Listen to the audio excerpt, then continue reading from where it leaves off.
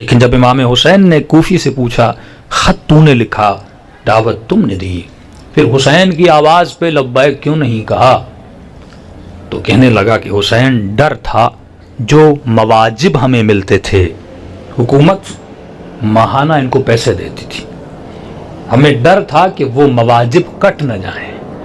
خلیفہ ثانی عمر کے زمانے میں لوگوں کو مواجب دیے جاتے تھے، اور اس کی تقسیم بھی آپ بڑی عجیب آئی، وہ بھی قوم پرستی کی بنیاد پر ہے۔ یعنی جو عرب تھا اس کو الگ پیسے ملتے تھے، جو عجم مسلمان تھا اس کی مقدار الگ ہوتی تھی، جس نے کسی جنگ میں شرکت کی ہے اس کو تھوڑے زیادہ پیسے ملتے تھے، جو کسی بڑی شخصیت کا رشتہ دار ہے اس کے مواجب الگ تھے۔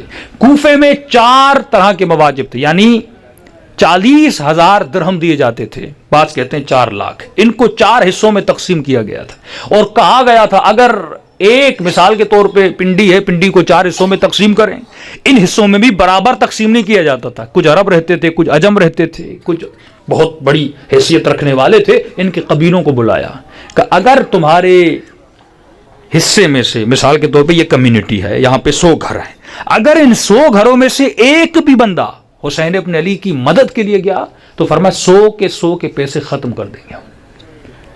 تو امام فرماتے ہیں یہ عالم تھا کوفے میں کہ لوگ اپنے گھروں کے باہر بیٹھتے تھے کہیں فلاں گھر والا امام حسین کی مدد کے لیے نہ جائے، کیونکہ وہ گیا تو پیسے تو ہمارے کٹیں گے نا، اس کا کیا ہے، وہ تو چلا جائے گا۔ اس طرح گھروں پہ چوکسی دی جاتی تھی، نگرانی، اسی لیے رات کے اندھیرے میں جناب حبیب ابن مظاہر نکلتے ہیں اور امام حسین کی مدد کے لیے جاتے ہیں۔ یہ عالم تھا کوفے کا کہ غلام حبیب پہ شک کرتا ہے کہ اگر میرا آقا نہیں آیا میں تم پہ سوار ہو کے حسین کی مدد کے لیے چلا جاؤں گا۔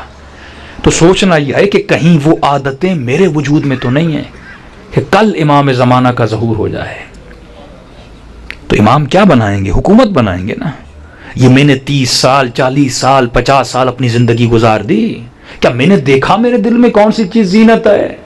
کیوں مومن کے لیے خمس دینا اتنا مشکل ہے؟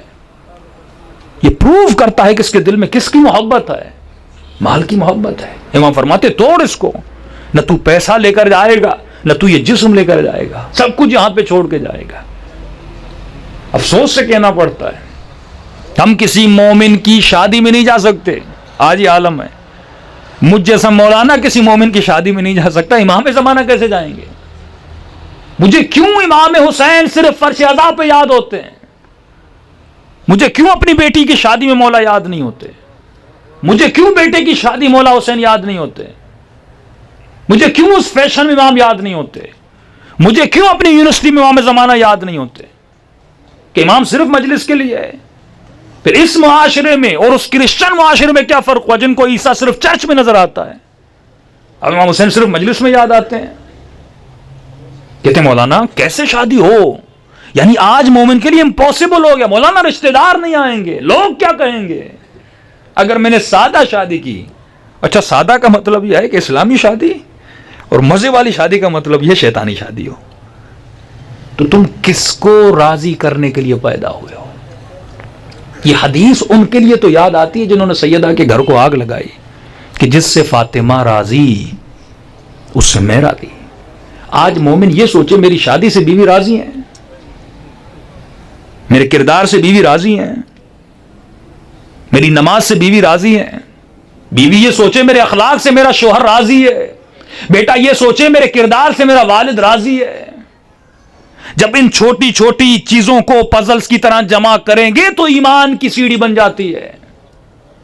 ایمان ایک گلاس نہیں ہے کہ آپ کو پلا دیا جائے، پھر ہم میں اور ان میں کوئی فرق نہیں رہا کہ بس جس نے اسلام کا اصحابی کالنجوم بیہم اقتدیتم اہتدیتم، میرے اصحاب ستاروں کی طرح جس کے پیچھے چلے۔ بھائی ایک مشرق کی طرف جا رہا ہے ایک مغرب کی طرف جا رہا ہے، کیسے ہم ہدایت پائیں گے جب خود کہتا ہے صراط مستقیم راستہ ایک ہے، اس راستے پہ چلو گے تو ہدایت ملے گی۔ اور یہ راستہ خدا نے بڑا واضح کر کے آپ پہ بیان کر دیا، یہ راستہ اہل بیت کا راستہ، یہ راستہ اولیاء کا راستہ، یہاں پہ نہ قوم پرستی، نہ نسل، نہ رنگ، نہ ذات، نہ جات ہے، یہاں اہمیت اس کی ہے، اکرمکم عند اللہ اتقاکم، کامیاب وہ ہے جس نے تقوی الہی کو اختیار کیا۔ اور تقوی صرف لفظ نہیں ہے، تقوی ایک سوچ ہے، تقوی آزادی کا نام ہے، تقوی فریڈم کا نام ہے۔ انٹرنل آزادی کو حاصل کرو، انٹرنل غلامی سے بچو کہ مولا علی جنگ احد سے واپس آتے ہیں، بدن سے خون بہ رہا ہے اور بدن پارا پارا ہے، رسول خدا سے پوچھتے ہیں یا رسول اللہ کیا آپ مجھ سے راضی ہو گئے؟ فرماتے یا علی ابھی تو جہاد اصغر کر کے آیا ہے، تجھے جہاد اکبر کرنا ہے۔ وہ علی جس کے بدن سے خون نکل رہا ہے، یا رسول اللہ وہ کون سا جہاد ہے؟ فرمائے وہ جہاد نفس کا جہاد ہے۔ جب تک اپنے وجود پہ انسان کنٹرول نہیں کر لیتا، فرمائے تب تک یہ بندے خدا بننے کی صلاحیت پیدا نہیں کرتا۔ صلوات پڑھے محمد و آل محمد۔